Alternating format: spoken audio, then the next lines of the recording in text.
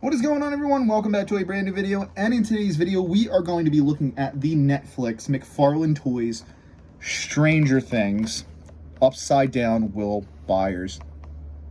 I have been trying to get my hands on these Stranger Things Mcfarlane's figures for so freaking long. I've been like scouring eBay, and I finally got my hands on one. I didn't get this from eBay. I actually just went down the shore, and there was like a shop down there, and that's where I got this.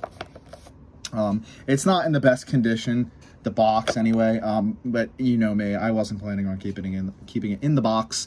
I will keep the box just because it's old school looking. I dig it. I just like the way it looks. But again, it's not something where it's like, oh, I need to keep this in the box because I plan on selling it, and that's not the case. So yeah, these came out in, I think, 2017, I believe, if I remember correctly. Ages for 12 and up. If you guys are wondering why he's upside down in the box, it's because it's upside down Will. It's pretty clever.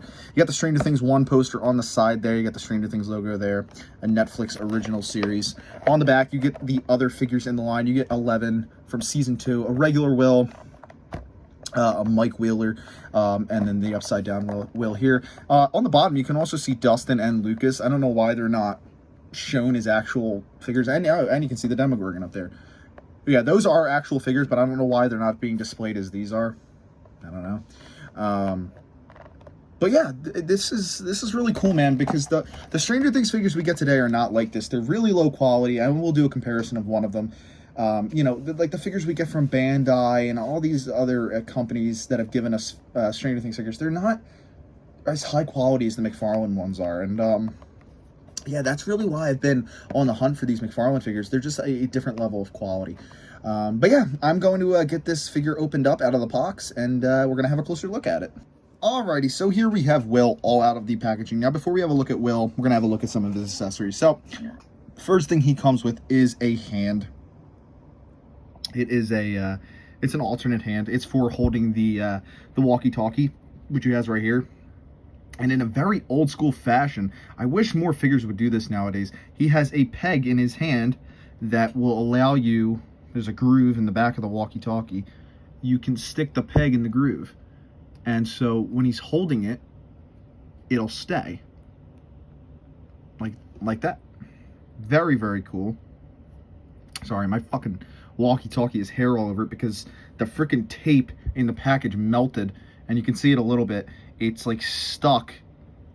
It's like stuck to the to some of the accessories. It's stuck to the walkie-talkie, and it got stuck to the backpack here. You can see it. All this stuff that's all sticky. It's all, you can see it right there. It's all sticky from that damn the tape melting. So I'm gonna have to try and find something to get that off. But there's nothing particularly interesting about this backpack. Not painted or anything. Freaking hair right there. But yeah, there's nothing particularly interesting about it. There's no paint. There's no nothing. It's just a regular sculpted backpack. That's it. And he comes with a stand that says Stranger Things in red on it. Pretty cool. I mean, again, nothing crazy. Looks like it's got a little scratch there on the side. Yeah, nothing crazy about it. It's just a typical stand with one peg. And now we have the figure.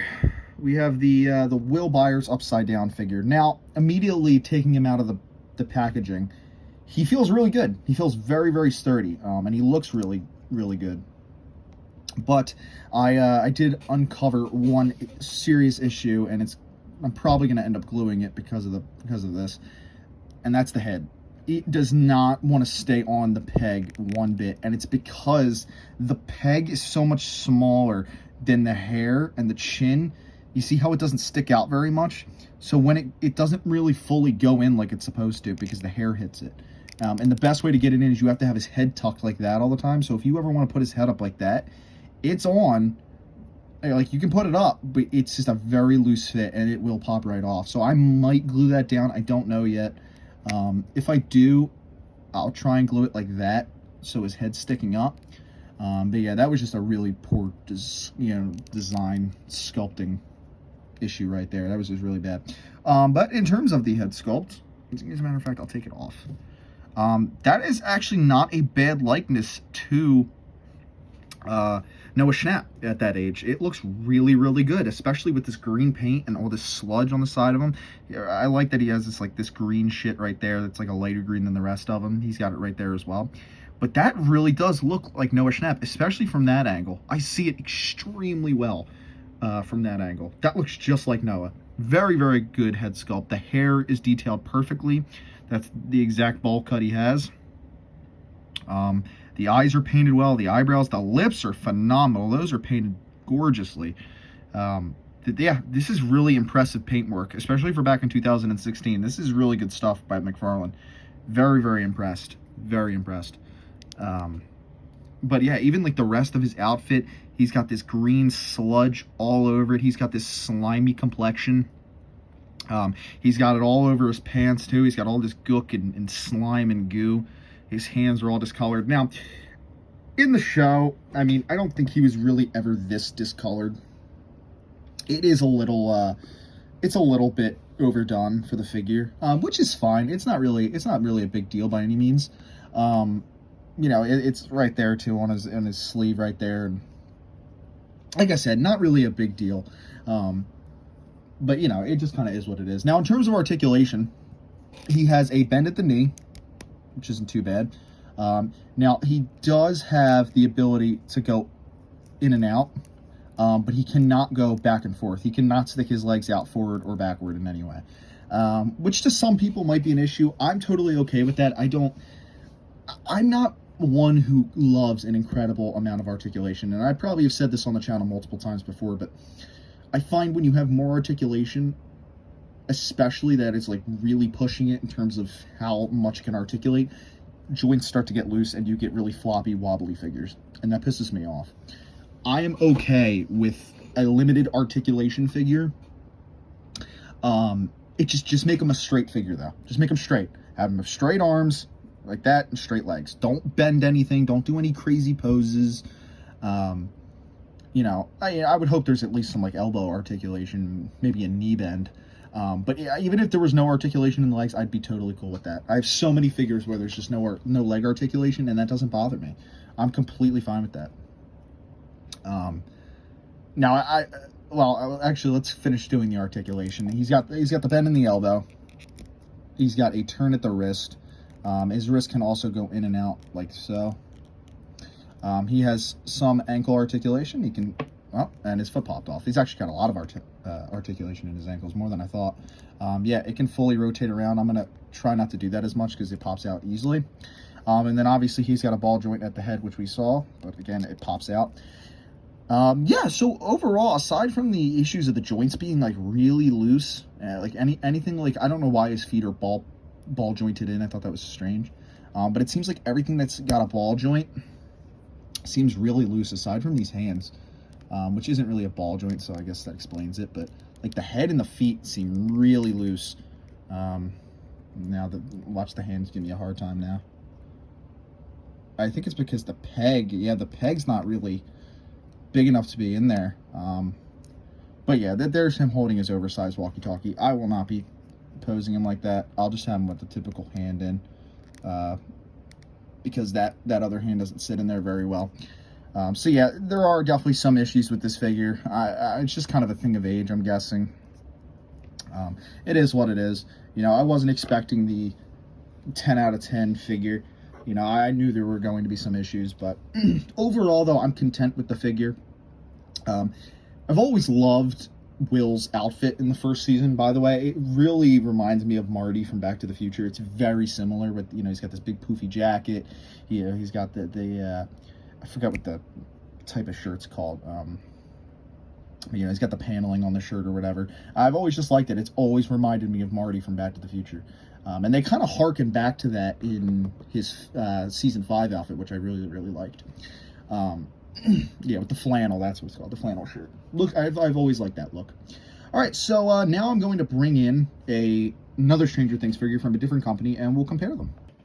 All right, so this is the Season 1 Will from Mcfarlane Toys, and I'm going to bring in right here, we have the 11 from Jazzwares, from Season 5. Right away, you can notice just a huge shift in quality. This Will from Mcfarlane looks so much nicer than this 11. He's way more detailed. You know, he looks like a real action figure, whereas this just looks like a plastic piece of shit. Now, I also do have two figures from Bandai. I'm not going to bring them in, only because it's literally almost the exact same thing as the Jazzwares here. There's really no difference. Like, there is literally no articulation on this character. It's literally just paint. That's it. There's no features about it. There's just nothing. It's just blank. You know, it looks like they just slapped a coat of paint on it and called it a day, whereas the Mcfarlane one is so detailed. It's got so much detailing there in the shirt and in the vest, and the paint is so nicely done. And look how loose this Jazzwares figure is compared to the Mcfarlane. Like I said, the Mcfarlane has its problems. It's not a perfect figure, but it is so much better than this fucking, you know, figure right here, man. Like, look at the gaps in the joints. Like, it's just night and day comparison, man. I would take this figure over this one any day. Now, not to say I completely hate the Jazzwares figures. I don't hate them. That's why I got them. I think it's still cool to have some Stranger Things representation in, like, the 6-inch scale. You know, anytime I see a 6-inch Stranger Things figure, or well, really in the 6 to 8-inch range, I'm going to pick it up. I love, that's like my scale for figures. I'm a 6 to 8-inch figure collector. I always have been. It's just the scale I prefer most. You know, I'm not opposed to, like, you know, the 12-inch scale, or the you know, the 1-in-6 scale, or whatever you call it. I'm not opposed to that at all. I do have figures in my collection that are that size, but again, I'm you know, majority to this one. You know, I really prefer this scale. So yeah, like I said, night and day comparisons here. The Mcfarlane Toys ones have so much effort put into them. It's so much heart and so much love compared to these Jazzwares figures that look like they were thrown together overnight. It's really embarrassing, man.